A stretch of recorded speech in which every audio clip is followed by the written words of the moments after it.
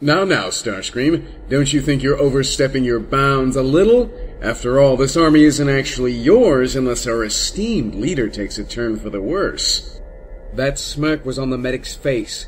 That smug and supercilious little grin that meant he thought he was untouchable. And he actually had the temerity to wave his finger in Starscream's face to punctuate his words. Slick words, slimy words, reminding Starscream that even comatose, Megatron was restraining his glory, keeping him from the title and the prerogatives that were rightly his. Somewhere, in the shadow periphery of the room, a drone snickered. The laughter spread, a nervous ripple, and Starscream felt all his rage and humiliation crystallize down into a single sharp point. It was like a blade twisting in a spark, and he intended to share the agony. He sneered and looked past Knockout, his optic-seeking drones. None of those odious little ground models who dared to laugh at him, but Eradicons he knew he could trust. At his nod, 2 angular airframes stepped out of the shadows, members of his personal squadron. He nodded again, and they seized Knockout, pinning him in place between them. That infuriating smirk faltered. Good. The chain of command is clear, Doctor. I am currently the leader of this army. He folded his hands together behind his back and drew himself up primly, looking down his long faceplates at Knockout. Yes, it is true that Megatron may yet revive and return to us, but until then, I am due all the same respect as him. He looked around the room, catching the visored gaze of as many of the drones as possible before his attention returned to Knockout. And I will no longer tolerate insubordination.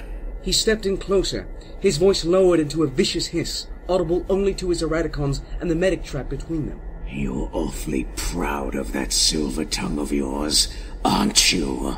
It may have been a question, but he wasn't actually interested in the answer.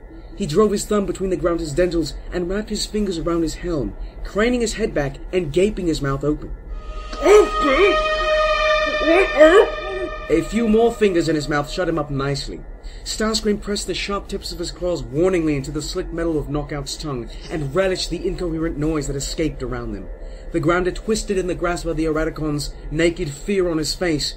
It pleased Starscream to have stripped away all the pretense of poise from this slippery little mech who wanted to be his second-in-command. He pressed harder, and was rewarded by a hoarse shout of pain and a spurt of warm energon as one claw pierced straight through Knockout's tongue, pinning it to the bottom of his mouth. A mech who can't control his tongue doesn't deserve it. He growled, and he tried not to hear the echoes of a deeper, rougher voice in his mind as he said it.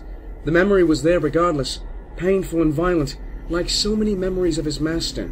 This lesson had been beaten into him, like so many others. Starscream's fingers twitched, the long, sharp claw-like blades tearing through the delicate mechanisms inside Knockout's mouth. The doctor screamed, and it was a beautiful sound, but not loud enough to drown out the remembered cries inside Starscream's own head. He twisted his fingers, slicing, and the medic howled louder, writhing helplessly between his Eradicon captors. A final grip of his fingers brought the loudest cry yet, and when Starscream removed his hand from Knockout's mouth, there was something limp and lacerated, and yes, silver on it. Of course you would. Starscream thought with disgust, dropping the fluid-smeared thing to the floor and kicking it away. Just like the appearance-obsessed Knockout to have given himself a literal silver tongue. Knockout hung limp in the Eradicon's grip, energon dripping down his chin and gurgling in his intakes. He coughed and shuddered, and when the drones released him at Starscream's nod, he collapsed heavily onto his hands and knees, all the grace gone out of him. Kneeling, Starscream tilted Knockout's chin up with an energon-stained finger, smiling thinly down at him. Hurts, doesn't it? He hissed, and this time the words tinged, as they were by an old pain, were for Knockout's audials only. Perhaps next time you will think before you try to use your tongue to undermine me. He smiled wider, exposing dentals. If you can replace it, that is. My, won't things be easier for the both of us if you can't? Knockout's only response was a whimper and a frantic shake of his head. Starscream wasn't sure what the filthy little grounder was actually negating, but it didn't matter. Even if he was able to replace the component, and Starscream was sure that he would be, the impression had been made. He rose to his feet and looked around the room again. This time, none of the drones would meet his gaze. Insubordination has consequences, he announced, head held high and wings widespread. All of you would do well to remember that. At the very least, Knockout would.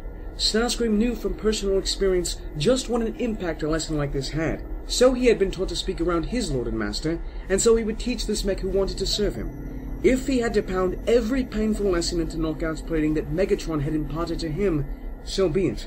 It was the only way he knew to shape a proper second-in-command.